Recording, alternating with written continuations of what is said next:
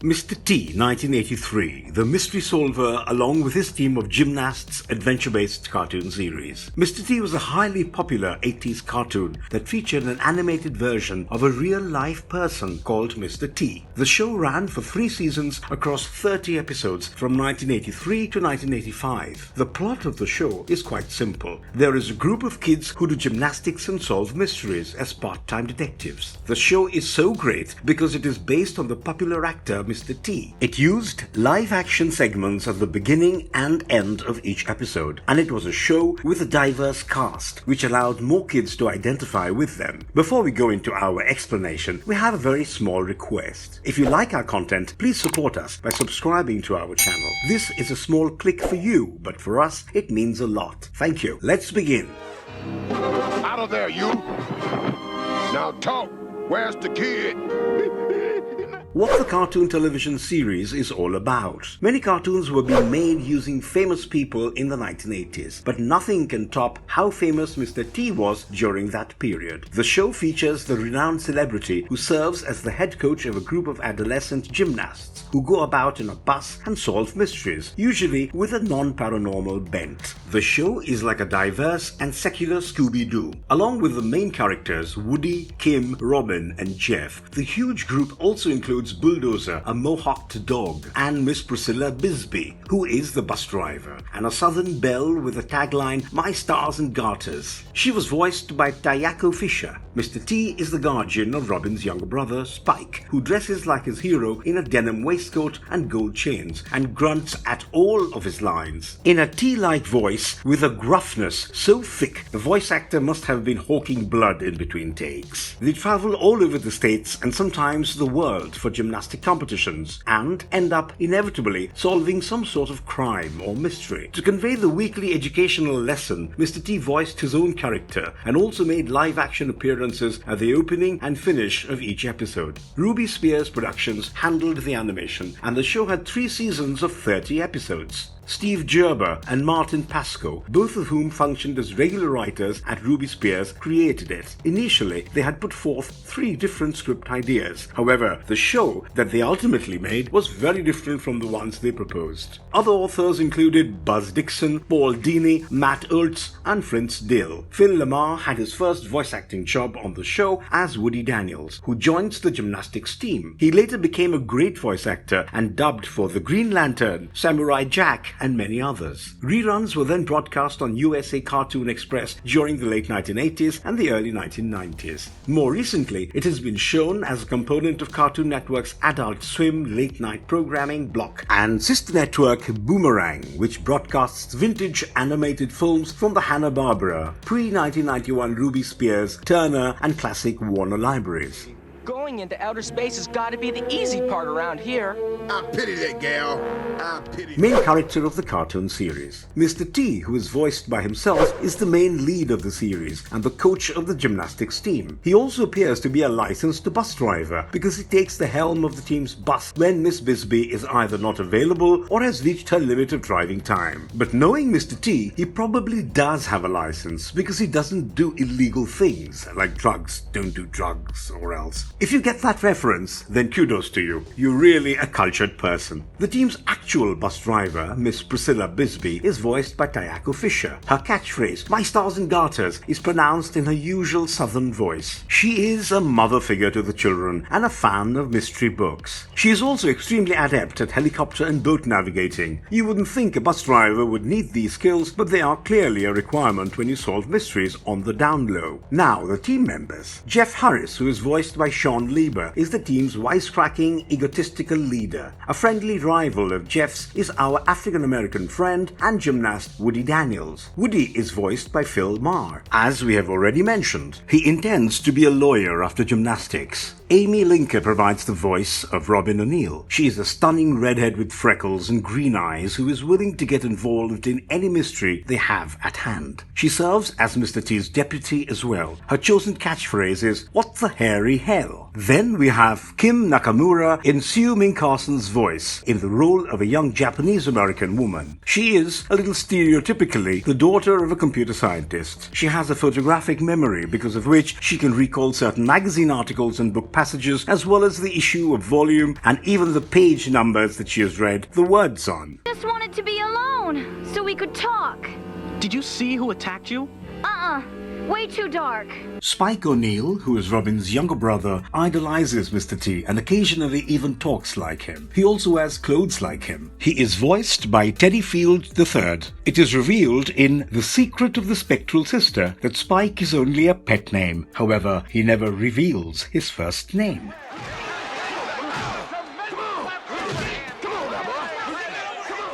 Mr. T. Lawrence Turod, who later renamed himself Mr. T, was the inspiration behind the TV series. He was the youngest son of a family of 12 children. He was born in Chicago, Illinois. Turod grew up in a 3-room flat in the Robert Taylor homes among his 7 brothers and 4 sisters. Nathaniel Turod, his father, was a clergyman. He changed his name to Lawrence Darrow after his father walked out when he was 5 years old. He formally changed his last name to T in 1970. Mr. T was inspired by his early perceptions of the disrespect shown to his family by white people and said this about changing his name. "I think about my father being called Boy, my uncle being called Boy, my brother coming back from Vietnam and being called Boy. So I questioned myself, what does a black man have to do before he's given respect as a man? So when I was 18 years old, when I was old enough to fight and die for my country, old enough to drink, old enough to vote, I said I was old enough to be called a man. I self-ordained myself Mr. T. So the first word out of everybody's mouth is Mr.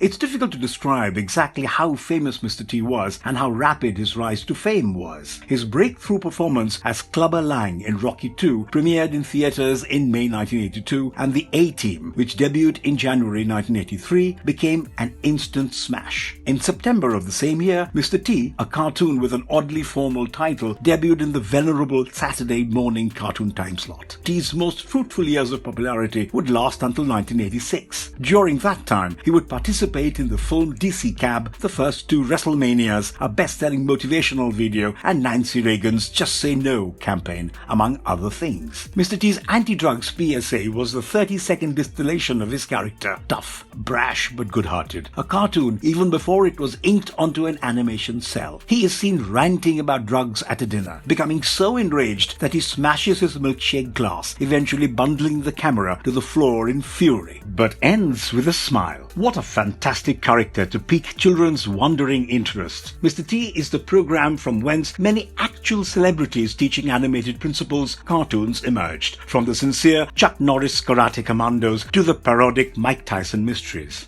Mr. T initially sported the odd hairdo for which he is now famous as a Mandinka warrior while reading the National Geographic. He made the decision that adopting the look would make a strong statement about his African heritage. He also wears heavy gold chains to represent the oppression faced by his people. He also wears wings that he was given by patrons or were lost by people during his days as a bouncer, like a walking, talking lost and found. He used to be in the army as well before becoming a bouncer. He had been a bodyguard to the stars also. Sylvester Stallone noticed Mr. T in 1980 while he was competing in NBC's America's Toughest Bouncer, a part of NBC's Games People Play series. Mr. T was subsequently cast as Clubber Lang, the main adversary in Rocky III. Initially, his part was only supposed to be a few lines, but when asked if he dislikes Rocky, Lang responds, "No, I don't hate Balboa, but I pity the fool," which has become a kind of iconic. Before taking part in the television series, The A-Team, he later made appearances in the boxing film Penitentiary 2 and a Canadian sketch comedy episode of Bizarre, where he fought and devoured Super Dave Osborne. Additionally, he made an appearance in the episode of Silver Spoons, playing Ricky Stratton's bodyguard once more, played by Ricky Schroeder.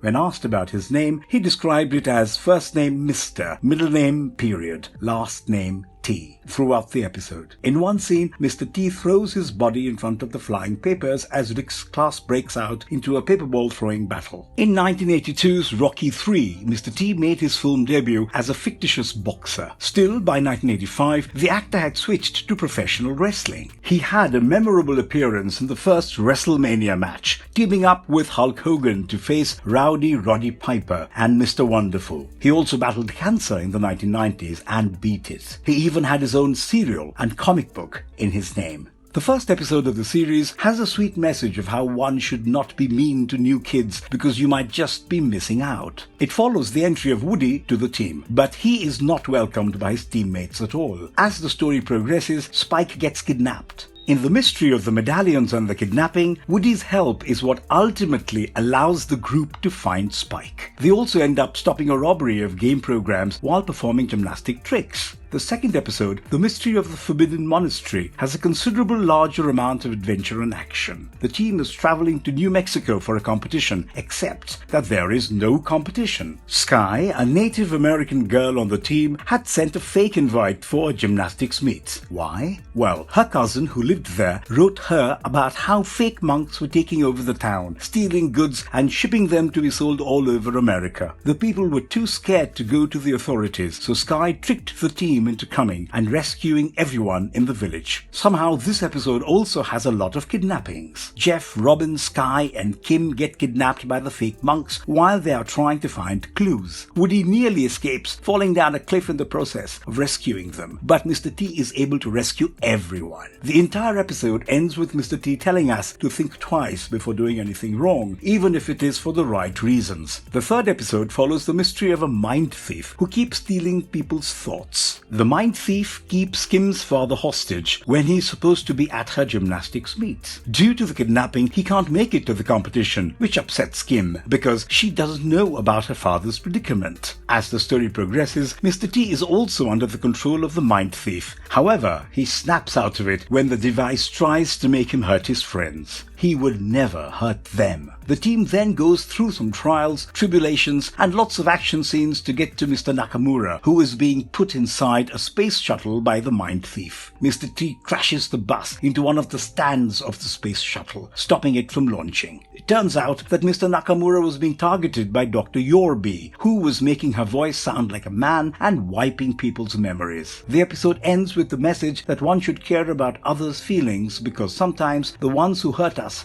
are also hurting.